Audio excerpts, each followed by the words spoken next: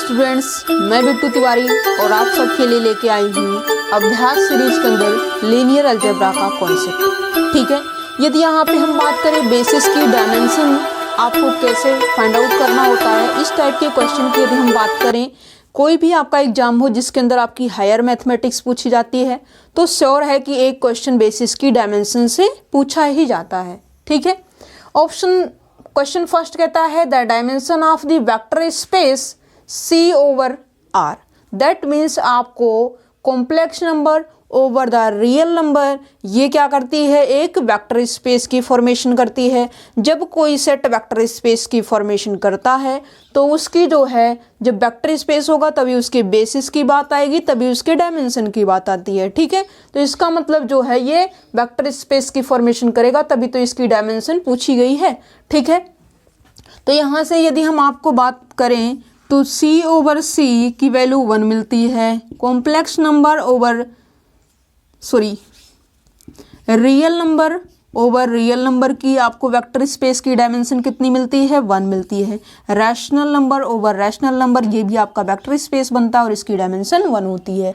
C over R मतलब यहाँ पे जो है जब C over the real number होगा तो इसकी जो डायमेंशन होगी वो 2 होगी। एक तो जो है आपका 1 और ठीक है, अब देखिए बेसिस क्या क्या होगी वो आपसे नहीं पूछेगा, आपको इन जनरल इस तरीके से याद रख लेना है। C ओवर R की जो डायमेंशन है वो 2 होती है। यहाँ पे C ओवर Q, जैसे ही आपका Q होगा तो इसकी, जब यहाँ पे बीच में ब्रैकेट के अंदर Q होगा तो इसकी डायमेंशन इन्फिनिटी हो जाती है। ठीक है, तो ये चीज़ें आपको ध्यान में रखनी होगी।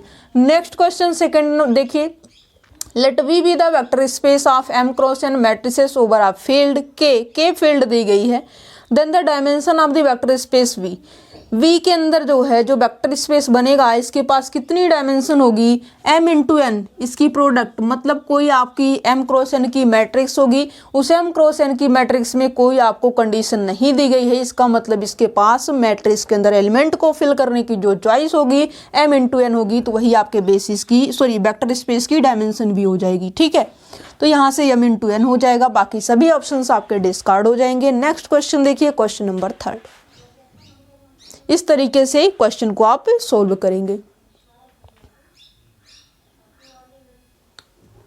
क्वेश्चन 3 कहता है which of the following is correct.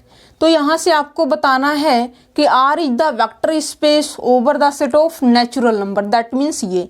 Second कहता है complex number over the real number, ये आपका वेक्टर स्पेस बनेगा। Real number over set of integer, ये आपका वेक्टर स्पेस बनेगा। ठीक है, ये बताना है कि कौन आपका वेक्टर स्पेस बनेगा कौन नहीं बनेगा। अब आपको पता है कि V ओवर F में V is the vector space over the sub field F। F क्या है, सब फील्ड है। जब यहाँ पे F जो है V की सब फील्ड होगी तब यहाँ से हम क्या कहेंगे, V is the vector space over the field F। ठीक है, और दोनों की दोनों फील्ड होनी चाहिए। अब यहाँ पे नेचुरल नंबर की बात करें और सेट ऑफ इंटीजर की, दोनों फील्ड तो है नहीं, सब फील्ड कैसे हो जाएंगी, तो option A discard, option C discard. V is the vector space over the sub field R, yes C जो है सबसेट है किसका, रियल नंबर का, और दोनों आपके फील्ड है, तो B जो है वेक्टर स्पेस की फॉर्मेशन कर देगा। ऑप्शन बी में है क्या है, C is the vector space over the set of real number. Real number के सेट के ऊपर ये क्या करेगा, वेक्टर स्पेस की फॉर्मेशन कर जाएगा। ठीक है, तो बी ट्रू हो जाएगा और डी आपका इस तरीके से डिस्कार्ड हो जाएगा। नेक्स्ट क्वेश्चन देखिए, क्वेश्चन नंबर 4। फोर्थ क्वेश्चन कहता है let A be a 4 cross 4 matrix with real entries such that -1 1 2 -2 are its eigen values if B is equals to this matrix. ठीक है, तो यहाँ पे इस तरीके के क्वेश्चन को सोल्व करने के लिए आप क्या करते हैं, और यहाँ पे देखिए नोट ट्रू पूछा गया, इसको आप अंडरलाइन कीजिए। फर्स्ट ऑफ ऑल पहले ए की आइगन वैल्यू कितनी है, -1 है, फिर 1 है, फिर 2 है, फिर -2 है। अब -1 के करस्पॉन्डिंग बी की चर्चा कर लेते हैं, तो ये हो जाएगा 1 -5 + 5 वैल्यू हो जाएगी 1। सिमिलरली माइनस रखेंगे तब भी यहाँ पे वैल्यू 1 दे देगा। ठीक है, यहाँ पे रखिए। अब यहाँ पे 2 रखेंगे तो क्या हो जाएगा, 2 × 4 × 8 × 16 -2 × 4 4 5 20 + का 5 21 माइनस 20 वैल्यू आएगी, फिर से 1 माइनस 2 रखेंगे तो आपको फिर से 1 मिल जाएगा। ठीक है, ए की आइगन वैल्यू आपको -1, 1, 2, -2 है, और इस तरीके से आपने बी की वैल्यू भी निकाल ली है। क्या वैल्यू? Eigen value. ठीक है, 1, 1, 1, 1 आ रही है। ओके, अब यदि हम a प्लस बी देखें तो क्या हो जाएगा? करेस्पॉन्डिंग आइगन वैल्यूज जो है सम हो जाएंगी। ये हो जाएगा 0, ये हो जाएगा 2, ये हो जाएगा 3, ये हो जाएगा -1। अब यहाँ पे इसके यदि हम डिटर्मिनेंट की बात करें तो determinant product of eigen values क्या है? Product of eigen values, A plus B की आइगन वैल्यू का प्रोडक्ट कर दीजिए। तो यहाँ पे एक आइगन वैल्यू 0 है तो प्रोडक्ट तो 0 आएगा ही। ठीक है, मीन्स डिटर्मिनेंट जो है 0 आ जाएगी। बी का डिटर्मिनेंट 1 आ रहा है, यस ये भी करेक्ट है। सी ऑप्शन में कहता है a माइनस का b। अब a माइनस यहाँ पे देखिए a प्लस का b और ट्रेस 3 to 5 - 1 आ जाएगी वैल्यू 4, तो ये भी ट्रू हो गया। अब यहाँ पे a माइनस का b कर दें तो देखेंगे इसकी आइगन वैल्यूज क्या आएंगी, फिर उसका सम कर देंगे तो ट्रेस मिल जाएगा।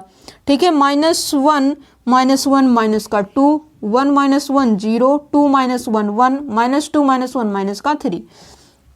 ओके, अब यहाँ पे यदि हम इसका सम करें तो यहाँ से क्या मिलेगा? -2। ठीक है, यहाँ पे इसके यदि हम ट्रेस की बात करें तो ये हो जाएगा 3 to 5 -5 प्लस का 1 वैल्यू आएगी -4। और ये कहता है जब इसके a माइनस बी का ट्रेस देखा जाएगा तो उसकी वैल्यू 0 आएगी। और आपसे नोट ट्रू पूछा है तो ऑप्शन सी ऐसा है जो कि नोट ट्रू है। ए, बी और डी आपके ट्रू ऑप्शन हो जाएंगे, क्योंकि ये सारी कंडीशन जब इस तरीके से आप देख रहे हैं तो ये फुलफिल हो रही है। ठीक है, तो यहाँ से आपका जो सी ऑप्शन है ये जो है नोट ट्रू है, इसलिए आपको ऑप्शन सी को ही पिक करना होगा। नेक्स्ट क्वेश्चन देखिए, क्वेश्चन नंबर 5। फिफ्थ क्वेश्चन कहता है let capital A be M cross N matrix with row rank is equals to R is equals to column rank, then the dimension of this space of solution of the system of linear equation ax is equals to 0. Option A r, option B n minus r, option C m minus r, option D minimum of m n minus r. Okay, अब यहाँ पे row rank is equals to column rank is equals to r दी गई है। इसका मतलब जो matrix A है उसकी रैंक कितनी है? आर है। Rank of A is equals to R. ठीक है, जब सिस्टम आपका होमोजीनियस होता है उसके पास जो है डायमेंशन जो होती है सोल्यूशन स्पेस की, उसके लिए आपके पास फार्मूला है डायमेंशन ऑफ सोल्यूशन स्पेस, वो भी किसके लिए? होमोजीनियस सिस्टम के लिए n माइनस आर हो जाती है। क्या है? n क्या है?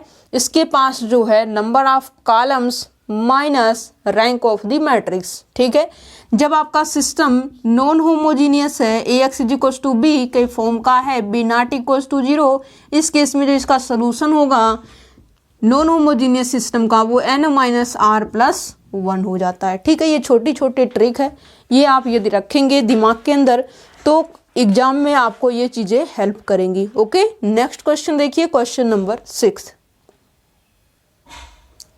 देखिए क्वेश्चन नंबर 6 कहता है let capital A be N cross N matrix that is square matrix which is both hermitian as well as unitary matrix, then option A square is equals to identity, option B A is not real, option C the eigen values of A are 0, 1, -1, option D the characteristic and minimal polynomial of A are not same.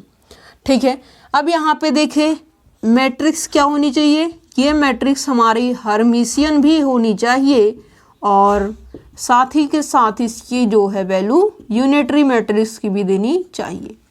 अब matrix Hermitian है तो उसकी eigen values क्या होनी चाहिए? Real होनी चाहिए। Matrix unitary है उसकी मॉडुलस 1 होनी चाहिए आइगन वैल्यू। तो यहाँ से जो है 1 - 1 आयोटा माइनस आयोटा। अब देखिए कि यहाँ पे यूनिटरी मैट्रिक्स की ये आइगन वैल्यू तो है, मॉडुलस 1 तो देगी, लेकिन क्या ये रियल भी होगी? रियल भी होना चाहिए। दैट मीन्स ये दो आपके डिस्कार्ड हो जाएंगे। ये दोनों कंडीशन को सेटिस्फाई करने वाली जो मैट्रिक्स होगी उसकी आइगन वैल्यू 1 और -1 आएगी। ठीक है, 0 नहीं आ सकती। ठीक है, the eigen value of A are 0 कैसे आ जाएगी? उसकी यूनिटरी अगर है तो मॉडुलस 1 आना चाहिए। ठीक है, 0 का मॉडुलस तो 1 नहीं आएगा, तो यहाँ से सी ऑप्शन डिस्कार्ड हो गया। ठीक है, ऑप्शन ए कहता है कि ए इज नॉट रियल।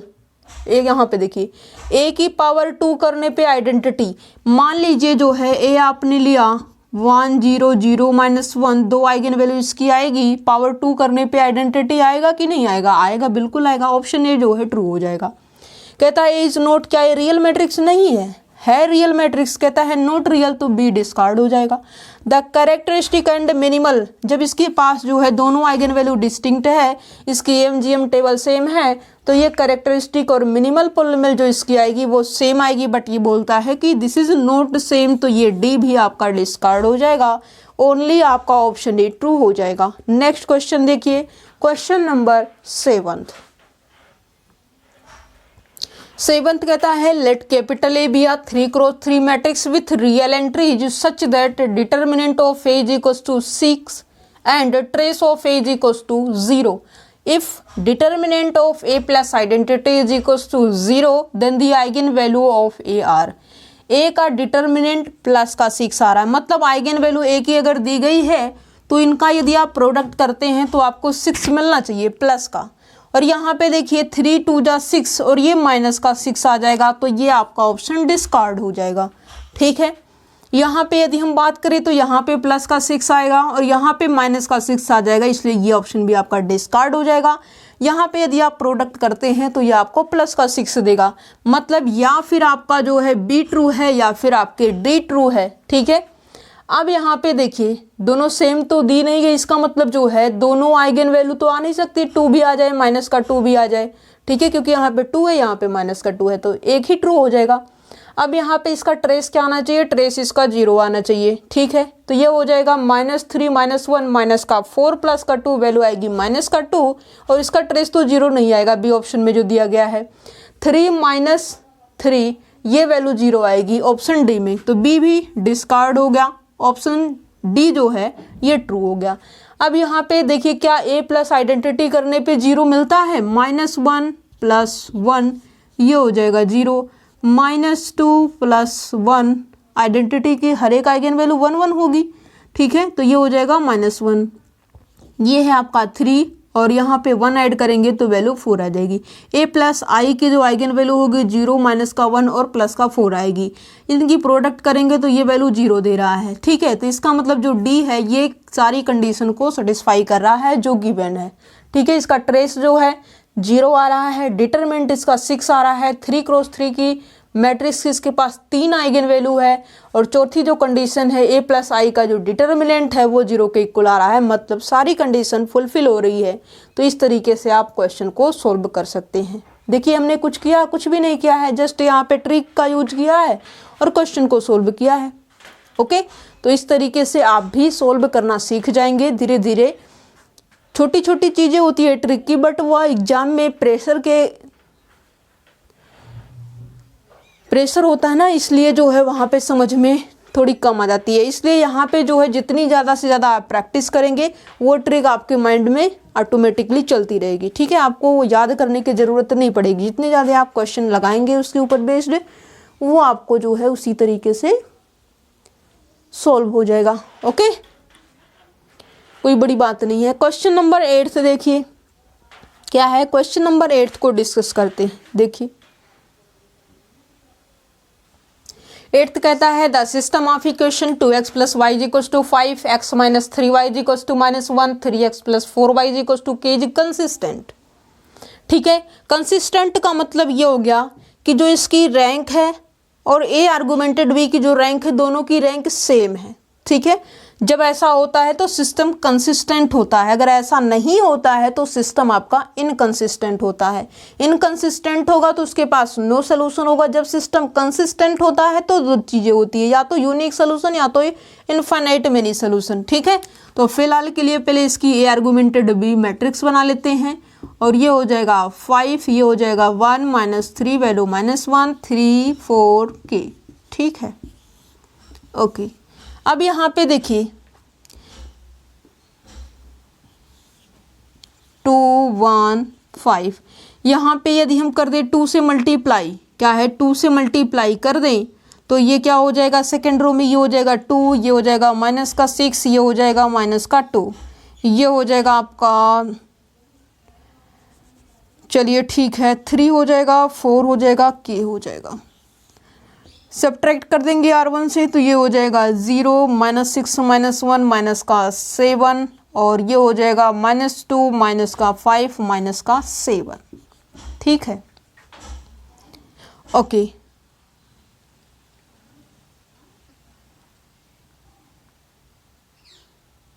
और यहाँ पे देखिए R3 और R1 में कैसे करेंगे, R3 times to R3 minus 3/2 into R1, ऐसा हम कर सकते हैं।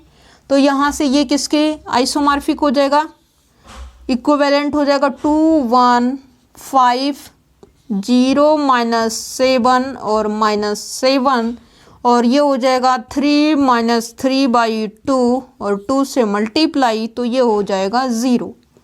4 -3/2, 4 2 जा 8 -3 वैल्यू आएगी 5/2। यहाँ पे आएंगे तो ये हो जाएगा k -3/2 इंटू 5। ओके, तो यहाँ से हो जाएगा k -15/2। ठीक है, ये हो जाएगा। अब आपकी मर्जी है, इसको 1 से मल्टीप्लाई -7 से डिवाइड करेंगे तो ये 1 1 हो जाएगा। ओके, अब यहाँ पे क्या करेंगे, इसको यदि हम 2 से मल्टीप्लाई कर दें तो यहाँ पे टोटली डिवाइडेड बाई 2 हो जाएगा और यहाँ पे R3 को हम 2 से मल्टीप्लाई कर देंगे तो ये रिजल्ट हो जाएगा। अब यहाँ पे क्या कर दें, R3 times 2 R3 minus 5 into R1 कर दें तो ये इक्विवेलेंट हो जाएगा 2 1 5, ये हो जाएगा 0 1 1 और ये हो जाएगा 0 और फिर ये हो जाएगा 0 और ये आपकी हो जाएगी 2k -15 -5। ठीक है, ये हो जाएगा। अब यहाँ पे इसका कंसिस्टेंट बनाना है, क्या है, कंसिस्टेंट बनाना है। ठीक है, इसकी a की रैंक कितनी है 2 और a आर्गुमेंटेड b की रैंक यदि 2 मिल जाती है और वो 2 कब मिलेगी, जब ये वैल्यू 0 हो जाए। ठीक है, तो ये 0 कब होगा, जब ये आपका 2k -20 = 0, k = 20/2 वैल्यू 10। जब k की वैल्यू 10 होगी तो यहाँ पे जो सिस्टम है वो कंसिस्टेंट होगा। दैट मीन्स जो a की रैंक है और जो a आर्गुमेंटेड b की रैंक होगी ये दोनों आपस में इक्वल होंगी। सिस्टम कंसिस्टेंट होगा जब k = 10 होगा। ठीक है, इस तरीके से आप क्वेश्चन को सॉल्व करेंगे। ये सीरीज आपको कैसी लग रही है कमेंट सेक्शन में ज़रूर बताइएगा। ओके।